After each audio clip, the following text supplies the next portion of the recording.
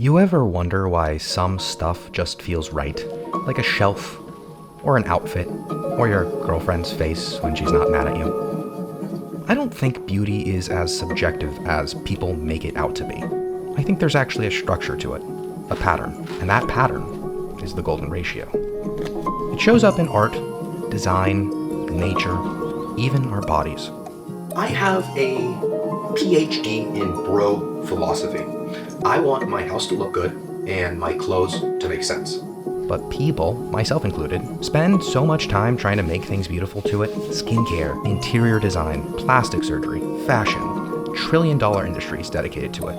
And yet, picture somebody who has spent a ton of money on plastic surgery. Do they look beautiful? So what are we missing? Is the universe hiding all the secrets in plain sight?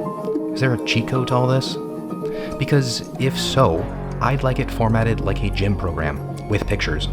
And while we're at it, 20 more pounds of muscle and the ability to eat fried chicken every day and not get fat.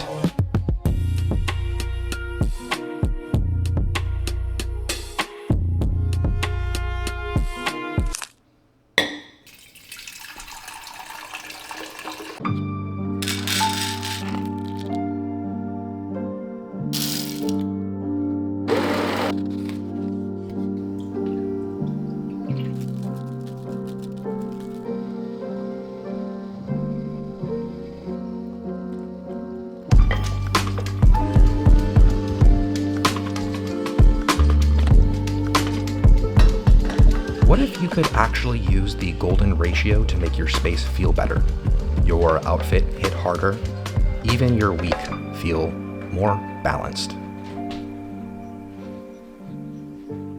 Let's talk about the Dawn. Marlon Brando wasn't one of the guys who just acted.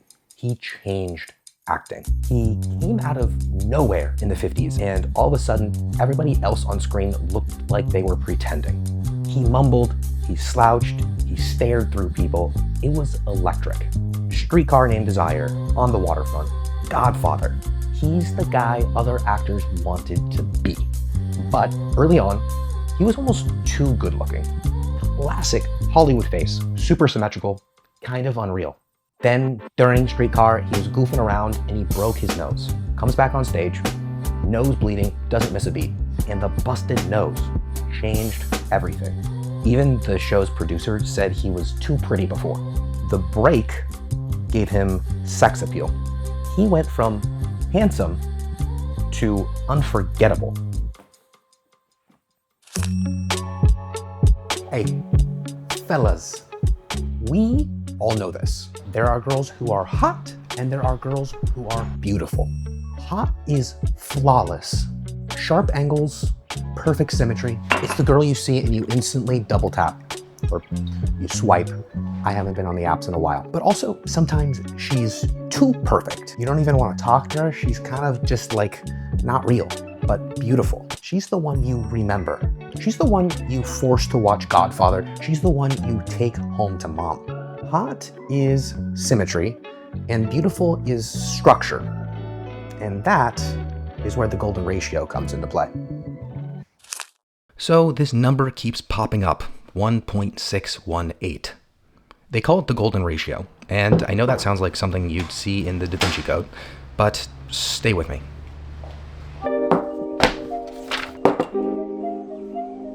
Okay, so Euclid originally did this with lines, but I'm 2 months into a diet, so hear me out. Imagine you've got a sandwich. You cut it kind of off center. The bigger half, compared to smaller half, is the same as the big half compared to the whole sandwich, in a ratio sense. 1.618. That's it. That's the golden ratio. The Greeks were into this way back. Euclid was writing about it 2,000 years ago. He called it the extreme and mean ratio, which sounds aggressive, but he meant it in a math way. Then there's Fibonacci. He drops this number sequence 0, 1, 1, 2, 3, 5, 8, 13, etc. It's modeled off of if you left a bunch of rabbits to their own devices, they would multiply, you get it. You would add the last two numbers to get to the next one. Pretty simple. And when you start dividing those numbers by the one before it, there you go. You get closer to 1.618. If you start paying attention, you can see this spiral in different places. Seashells, even clouds. That one guy's graphic tee at Air One. This is how you get it. You draw a bunch of rectangles using those Fibonacci numbers. Then you round out the corners. That's the look. Not the easiest thing, actually. Took me a couple tries. Later in the Renaissance days, Da Vinci and this guy Pacioli started using it in paintings. Architecture called it the divine proportion. Not just for art snobs. This was about making things feel naturally beautiful, balanced, kind of effortless. The crazy thing is, nobody really invented it. It's just something people started noticing. You don't have to believe in sacred geometry to admit there's something weirdly satisfying about it.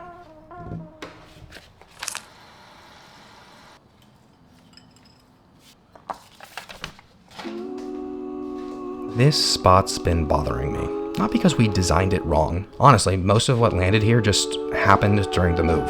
Vibes first, not much intention.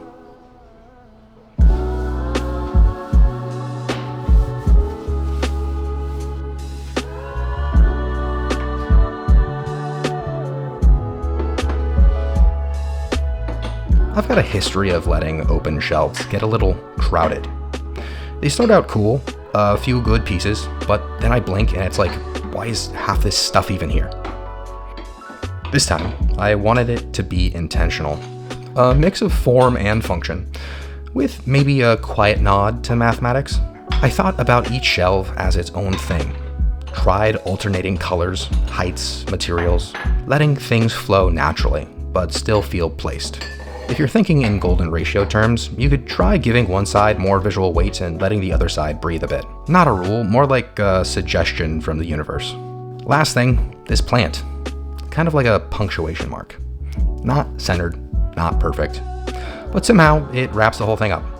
I wasn't trying to make a golden ratio masterpiece, just something that works, something that feels better. I kinda dig it.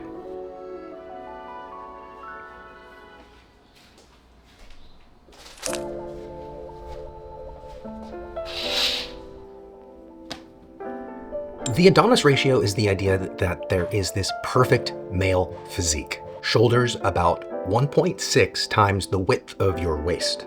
Basically, if you're shaped like a Dorito, you're winning, but you're probably not eating them. 1.6. Sound familiar? Yes, because it is rooted in the golden ratio, because turns out even the Greeks had body dysmorphia. Summer's here, which means I've officially retired the winter layers, and now I'm trying to figure out what works again.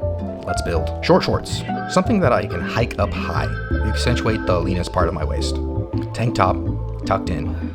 The tank shows off that shoulder to waist ratio, your classic Adonis thing. Wide up top, tight at the waist. You get that taper. There are a million ways you can dress, but there's very few that will make people stop and be like, oh, you look good. You look put together. And I think that they almost always have to do with the proportions. Dressing as a man is weird because you sort of have proportions to look out for, shoulder to waist thing, but you also want the flow of the outfit to make sense. Top half, intentional. Bottom half, kind of looked like I forgot to finish the outfit. So I added some socks, then some simple shoes, Chuck Taylors. Gives the lower third some weight. Some bling, a hat. Now the whole body feels balanced. I'm not out here measuring myself into golden proportions, but I do think there's something to this. 1/3 up top, 2/3 down below. Your brain notices when it's off, even if you don't know why.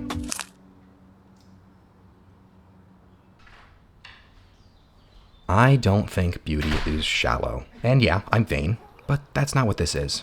That whole beauty in the eye of the beholder thing, it's nice, cross-stitched on a pillow at TJ Maxx. Sometimes it even makes me feel warm and cozy inside, but it doesn't help me figure out why I actually feel better when things look right. If you want to look more like a Renaissance painting, or in my case, get complimented by teenage boys and sassy black women at the grocery store, there are steps you can take. They're not complicated, they're just intentional.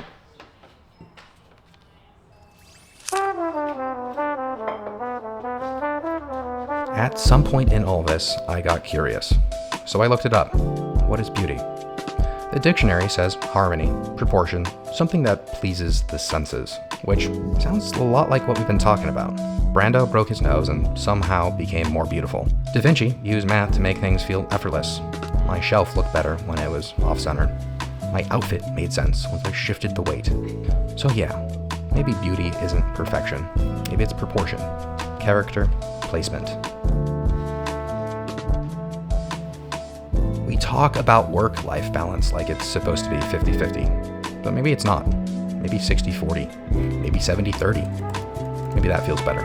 Maybe structure matters more than symmetry.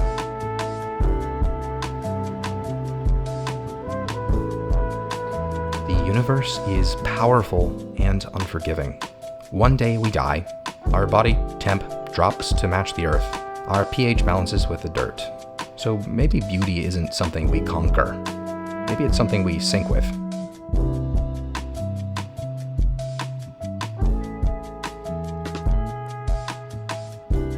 Alright, this is nutty, but you've been following me. It's episode 19, so you are ready for some true me. I have some nutty beliefs on the future. In the not so distant future, we are going to have a lot of time to think about all of this stuff. Not just beauty for the feed or the algorithm or even other people, but for us. Because the big survival problems, the stuff that normally keeps us busy, not thinking about beauty all the time, I think tech's going to solve all of that. Food, energy, labor, which means we will be free. Free to create, free to design our lives. We're going to have the drugs, we're going to have the procedures, we're going to have the tools. Whatever we want to make ourselves and the world around us as beautiful as we can imagine. The universe is fine on its own, but you and your environment, that could use a garnish. Not perfect, just plated like it was made for someone you love.